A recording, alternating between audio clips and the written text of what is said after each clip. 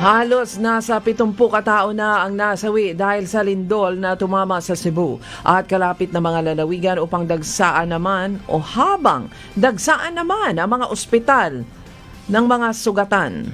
Karamihan sa mga nasawi ay sa Bogo City na nadaganan ng gumuhong gusali at mga bahay ayon sa Office of Civil Defense. Ang mga namatay sa Bogo City ay nasa 30 katao, 22 naman sa bayan ng San Remigio at 10 sa Medellin, 5 sa Tubugon at tig-isa naman o 5 sa Tubugon at tig-isa sa Sugod at Abuelan.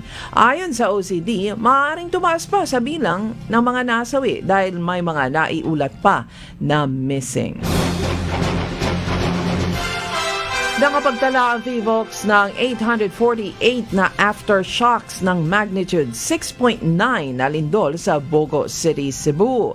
Ayon sa PHIVOLCS nitong Miyerkules, sa bilang na ito ay 4 lang ang naramdaman ng mga mamamayan. Sinabi ni PHIVOLCS Director Dr. Teresito Bacolcol, inaasahang magtutuloy pa ang mga aftershocks sa mga susunod na araw o linggo, ngunit unti-unti itong hihina at bababa ang bilang. Binalaan niya ang mga residente na huwag munang pumasok sa mga bahay na may pinsala ng walang clearance mula sa mga engineer.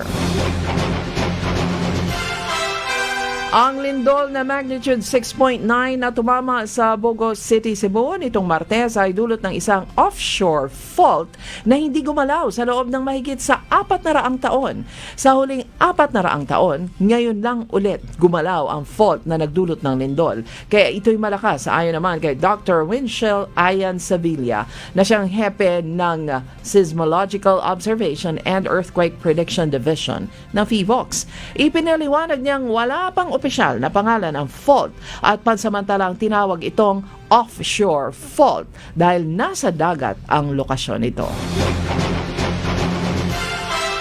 Plano naman ni Pangulong Ferdinand Marcos Jr. na bumisita sa Ground Zero kung saan tumama ang magnitude 6.9 na lindol sa Cebu.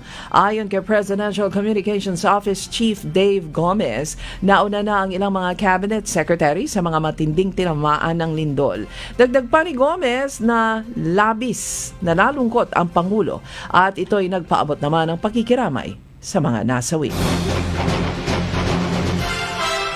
Aabot sa mahigit 34 million pesos na halaga ng tulong ang ipinagkaloob ng Department of Labor sa mga residenteng naapektuhan ng bagyo sa lalawigan ng Masbate.